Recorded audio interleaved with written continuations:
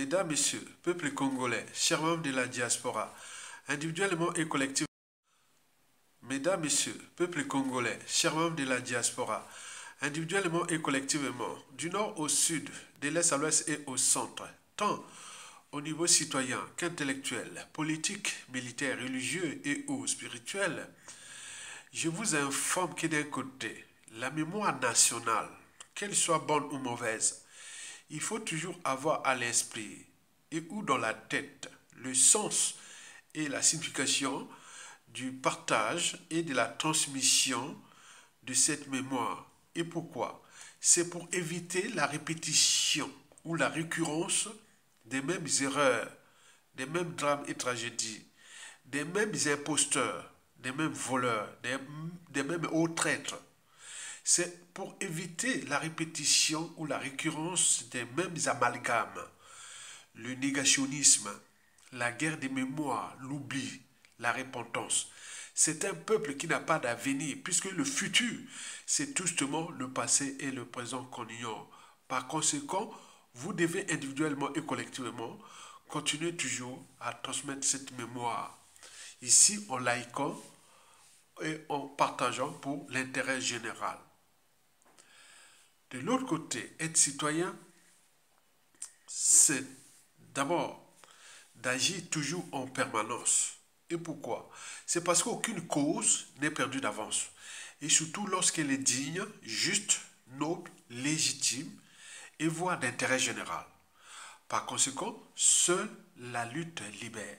Parce que sans lutte, il n'y a pas de liberté ni de la dignité et voire de la souveraineté rendue à l'individu et ou à un peuple. Sans lutte, il n'y a pas de justice rendue à l'individu et encore moins à un peuple. Sans lutte, il n'y a pas de respect du but même de la condition humaine, sociale et existentielle, de l'individu et encore moins d'un peuple. Sans lutte, il n'y a pas de paix ni de progrès d'un peuple. Par conséquent, seule la lutte libère. Et la fin ne justifie pas les moyens employés, tant humains, intellectuels, matériels et autres, pour mettre hors d'état de nuire ceux qui sont là, au sommet de l'État, ou à la tête de notre pays, pour nous piétiner, fracasser notre pays et le vendre à la découpe. La faute à qui? La faute à nous-mêmes, parce que nous sommes des citoyens. À la différence d'un sujet indigène et ou esclave, les citoyens, quant à lui, ont les droits et devoirs de désobéir à l'ordre injuste, immoral et dissolu pour arracher sa liberté. Et le citoyen a le droit et devoir de résister pour défendre sa dignité de citoyen et ou de peuple. Et enfin, lorsqu'il a la désobéissance et ou la résistance ne se fait plus, et il faut penser à la révolte, c'est-à-dire la rue, l'insurrection, la révolte. Puisque déjà à l'échelle de notre pays, le clan au pouvoir est déjà divisé, ils ont la peur de lendemain, au regard du mal qu'ils ont fait à tout le monde dans ce pays. Au nord, là-bas, il y a le dérèglement politique et militaire, dans le nord et dans la cuvette. Donc, les couteaux sont tirés, on ne sait pas à quel instant, et ça peut péter. Et donc, vous imaginez, donc, ils sont aux abois. Et puis, le contentieux historique dans le sud, Congo, de Brazzaville à Pointe-Noire, ils n'ont cessé de tuer et voler les pétroles, etc. Donc, la coupe est pleine, ils sont aux abois. Donc, il faut continuer à mettre les pressions pour inverser les rapports de force, puisque nous sommes les souverains peuples. Donc ce sont des voleurs, ce sont des voleurs. Donc il ne faut pas travailler avec des voleurs, il ne faut pas être complice des voleurs, etc. Parce que ce qu'ils ont fait, ils ont volé les magots du Congo là.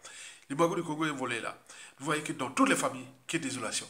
Les gens sont en train de mourir là-bas comme des cafards. Parce qu'on a laissé libre cours à ces voleurs qui ont pillé, et donc ils l'ont laissé, débrouillez-vous.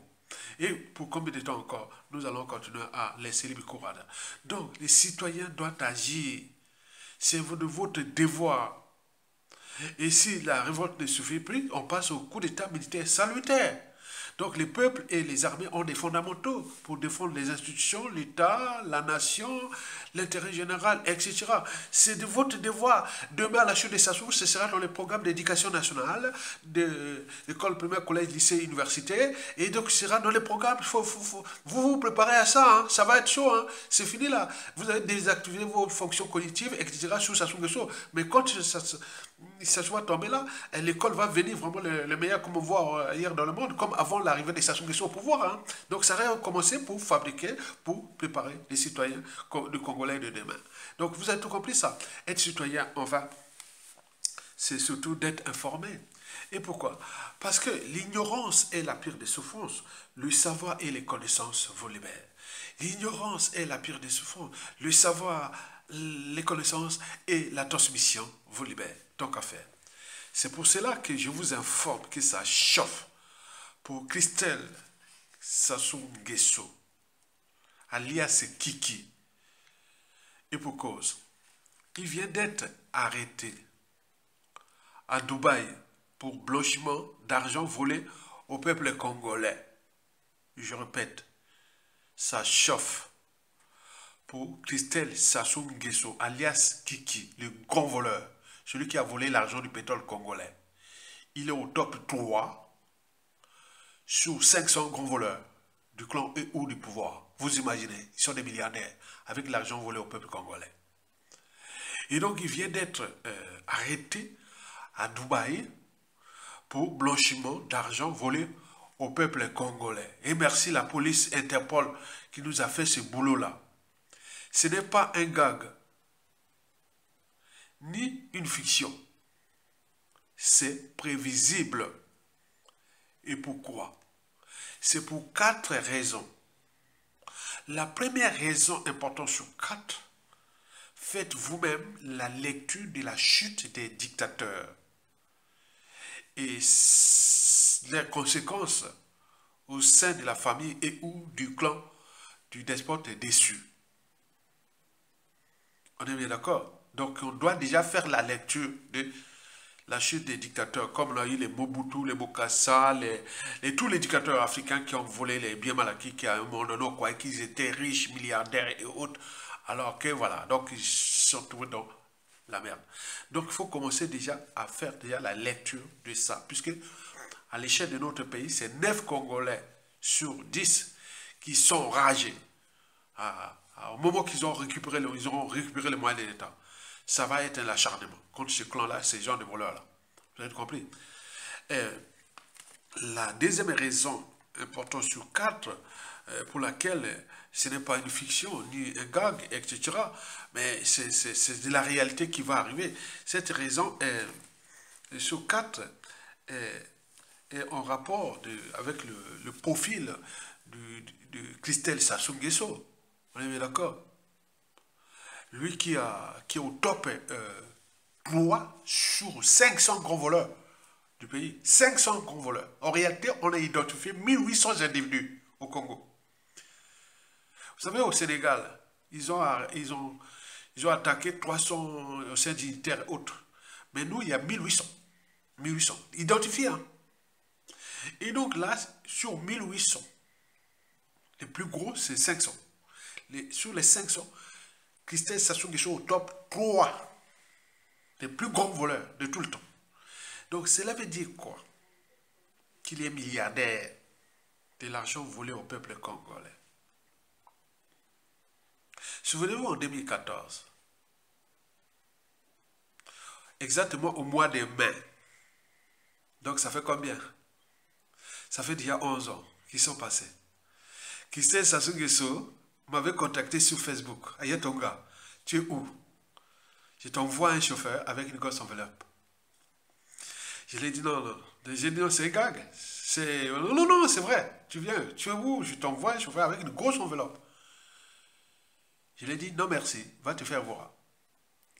À ce moment-là, par orgueil ou par pompon, je ne sais pas, il va dire, voulez-moi quoi? Vous n'aurez jamais des responsables, des hauts postes de responsabilité. Vous n'aurez que des postes subalternes.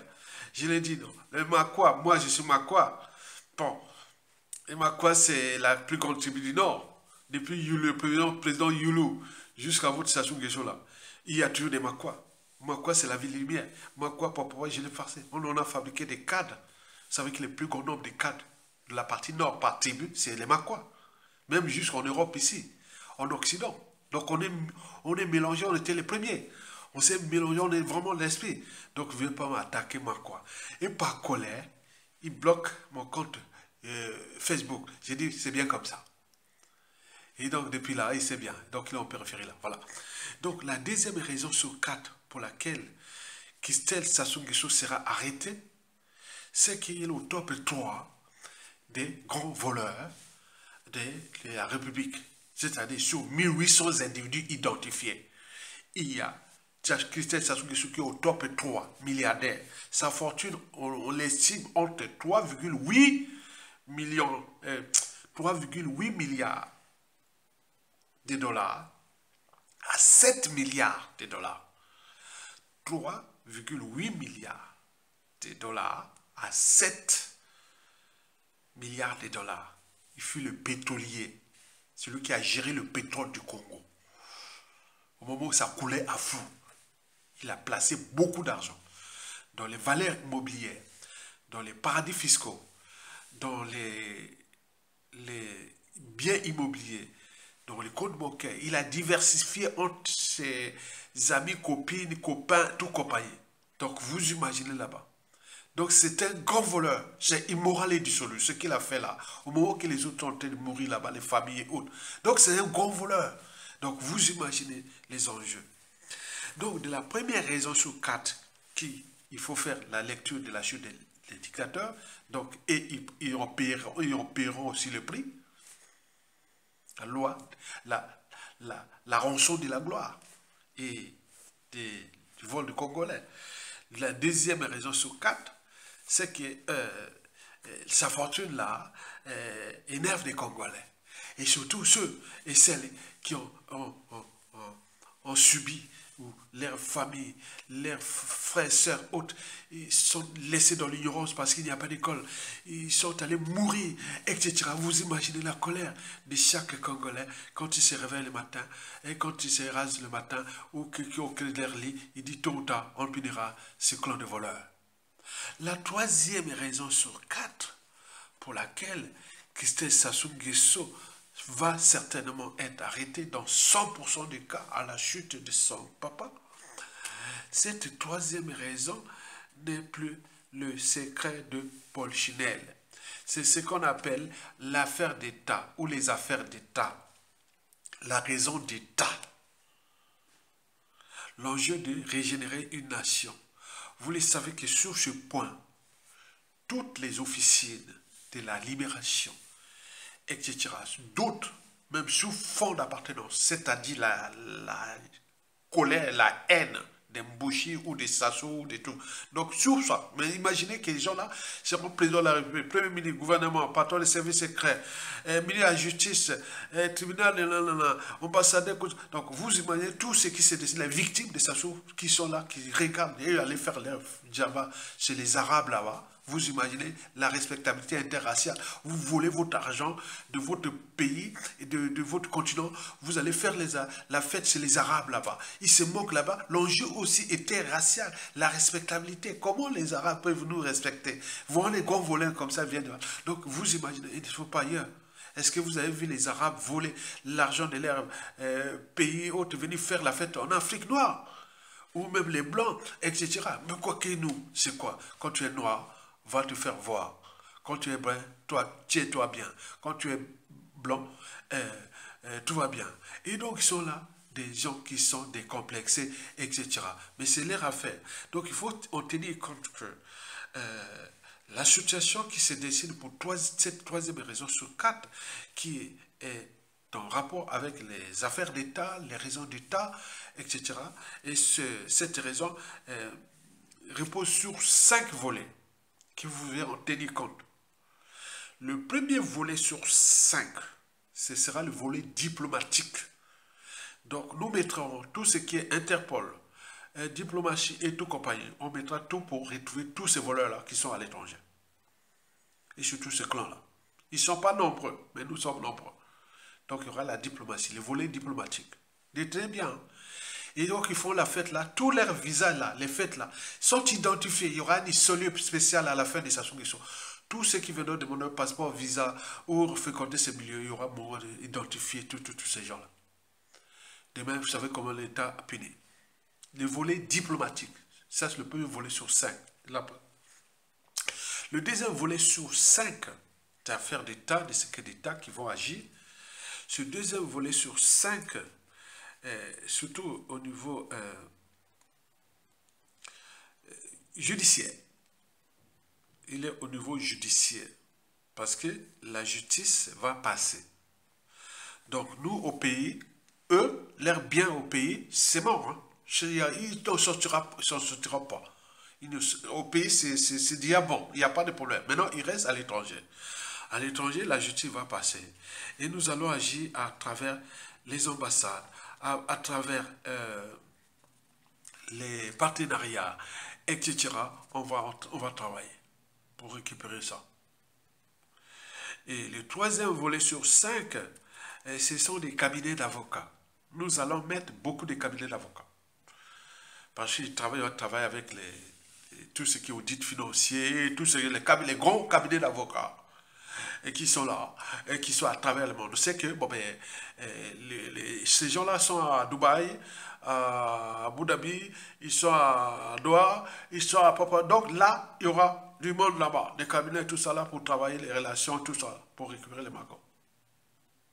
S'ils ont volé 10 euros, même si on récupère que 2 euros, ou même 3 euros, sur 10 euros qu'ils ont volé, nous on mettant 2-3 euros pour tous ces gens-là qui vont travailler pour nous, pour le Congo, sans scrupule. Donc vous aurez des cabinets d'avocats. Les cabinets volés sur 5, ce sont les détectives privés et des chasseurs de primes. Donc je vous dis, tous ceux qui font la fête avec Sassou Nguesso là, vous les connaissez. C'est vous qu'on va vous infiltrer. Les détectives privés et les chasseurs de primes. Chasseurs de primes, c'est tout le continent américain, aux États-Unis. Mais les détectives privés seront en Occident européen, nord-américain. Et les 5e volet sur 5, ce sont comme la mafia. Ils ont utilisé comme la mafia. Nous utiliserons les mêmes méthodes comme la mafia. C'est-à-dire les femmes et hommes de main. Si on n'arrive pas à les faire par tous les moyens, tous les coups bas, on met les gros moyens. Il sera comme ça. Donc retenez bien, pour cette troisième raison sur 4, c'est que ce sera fait d'État. Comme disait l'ancien ministre Jean-Luc Malika, il disait que bon, ben, pour rembourser, c'est le projet qu'on faisait ensemble, malheureusement il est parti avant moi. Et il est parti, voilà, qu'est-ce que je veux dire? Bon, voilà. Donc on disait que bon, sur 100% du magot volé, si on fixe une durée donnée de 5 à 10, 15 ou 20 ans, nous on peut récupérer 70% du magot. Pourvu d'avoir des moyens, c'est-à-dire donnant. Si on veut récupérer 20 milliards de dollars, c'est le magot total du clan La Volée, on parle de... Bon, les estimations vont monter, on parle de plus de 10 milliards de dollars à 20 milliards de dollars qu'ils ont volé. Même plus.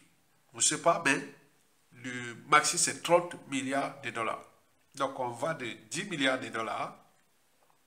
10 milliards de dollars qui est déjà la dette publique du Congo. Dans un pays qui ont faillite et autres, où est parti l'argent? C'est le pillage là. L'argent, les liquidités pour eux, et la dette et le FMI pour les pauvres Congolais qui vont devoir payer cette dette odieuse, etc. C'est vraiment fait un acharnement, c'est la méchanceté. C'est pour cela qu'on utilise aussi la méchanceté. Donc on en parlait avec le défunt ministre Jean-Luc Malika qu'on pouvait récupérer 70%, pourvu de mettre les moyens.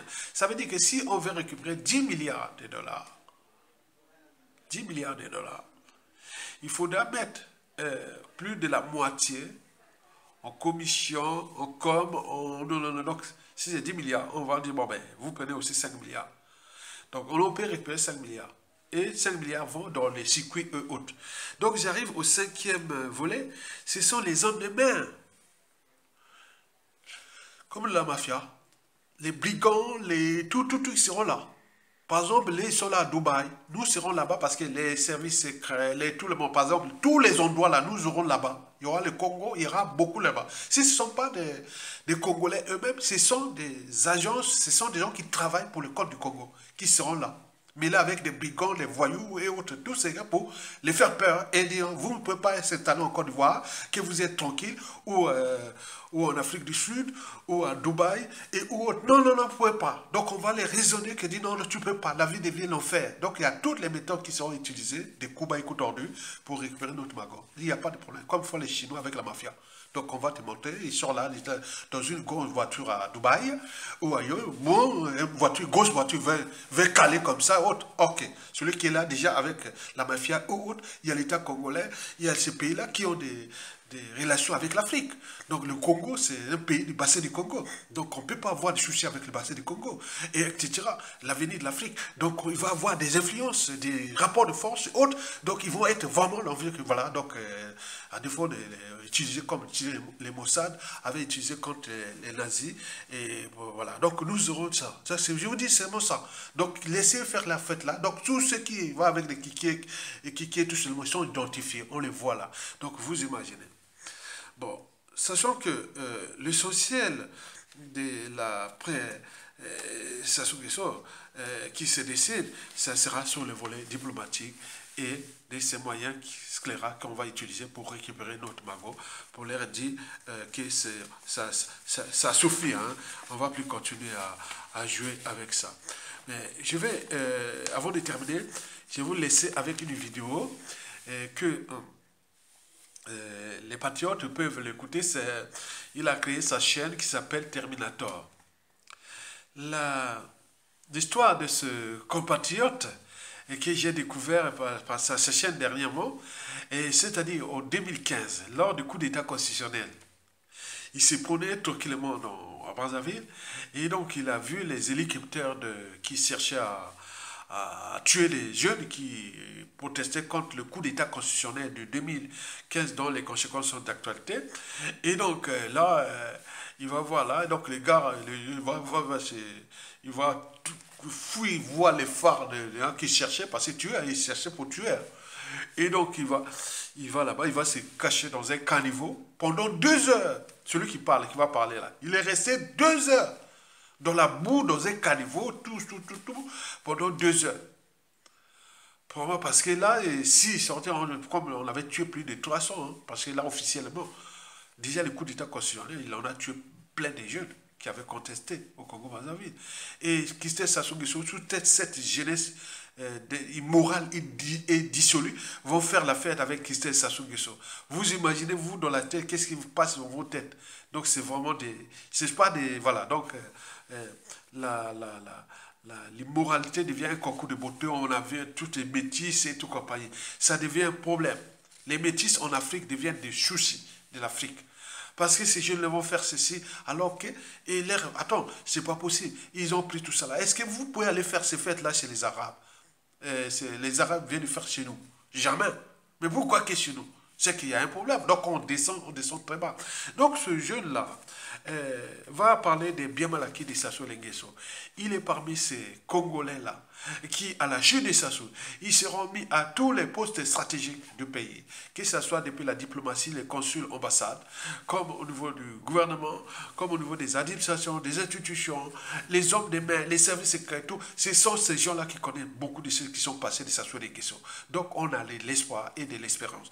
Donc écoutez ce sujet-là qui balance quelque chose de très intéressant et nous allons continuer la lutte et après, je sais que la victoire est proche. Maintenant, on ne sait pas si la chute de Sassou sera aucun des enjeux politiques, sociopolitiques et ou géopolitiques.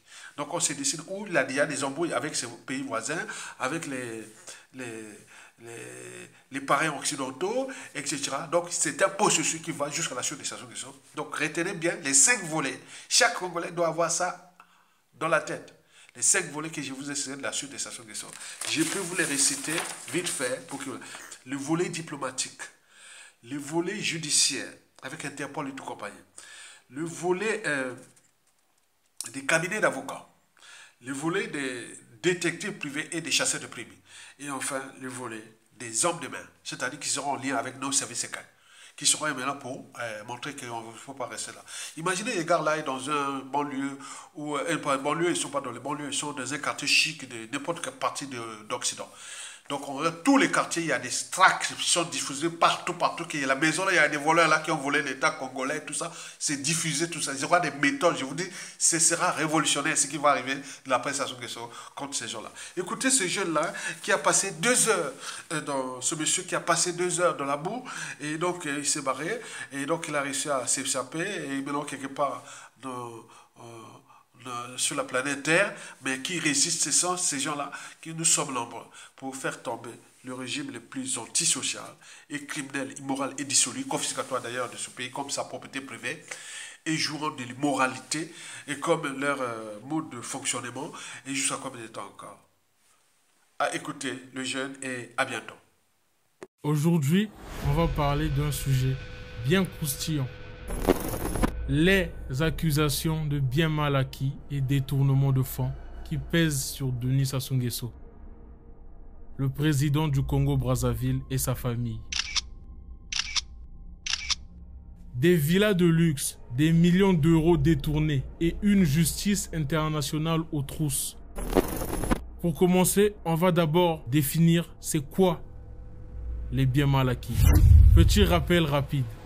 Quand on parle de biens mal acquis, on parle de richesses obtenues illégalement.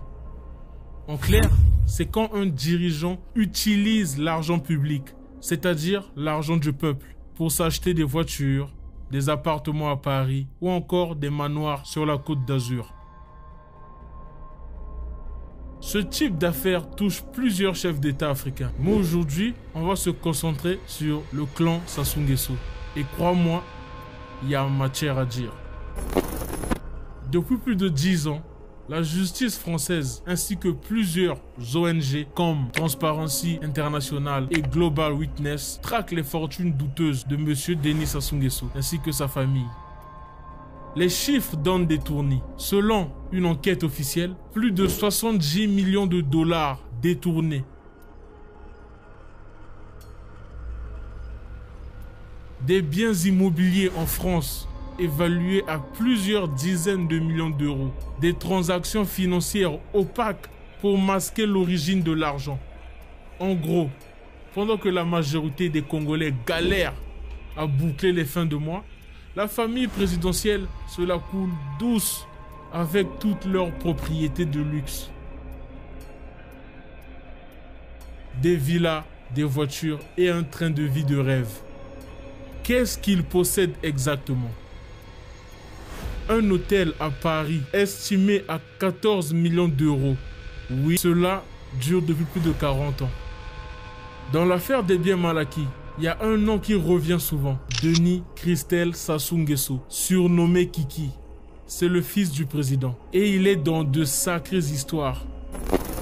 2021 par exemple, il a été accusé d'avoir siphonné plus de 50 millions de dollars via une société pétrolière, selon Global Witness. Toujours selon Global Witness, Kiki aurait acheté un appartement dans la Trump Tower à New York, payé avec des fonds détournés. Un futur président, lui? Beaucoup pensent que Denis Christelle est préparé pour succéder à son père. Autant dire que les accusations actuelles posent un sérieux problème d'image. Et même s'il n'y avait pas toutes ces accusations, moi et bien sûr tous ceux qui mènent le combat, on dit non. L'ère Sassou doit se terminer et doit s'arrêter en 2026 tout simplement. Merci pour les travaux invisibles. Au revoir.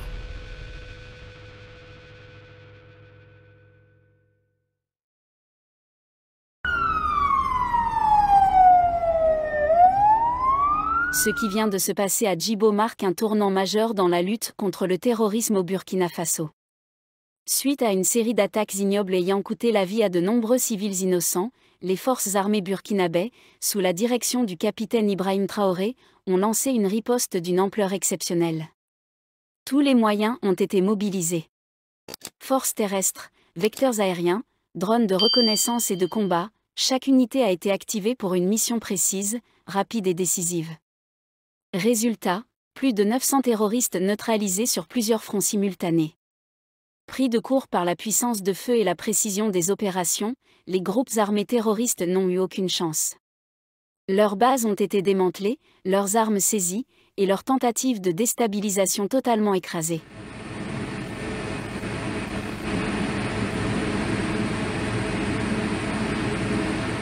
Sur la base de renseignements, des missions de reconnaissance aérienne ont permis de détecter à Oursi dans le Sahel plus de 500 terroristes sur plusieurs pick-up et plus de 200 motos répartis en groupes importants dans la ville.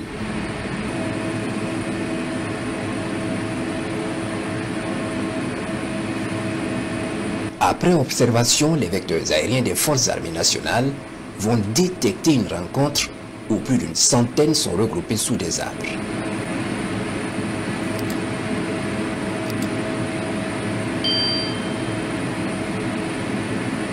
C'est le moment choisi pour déclencher des frappes de précision. Un missile va frapper ce groupe avec succès.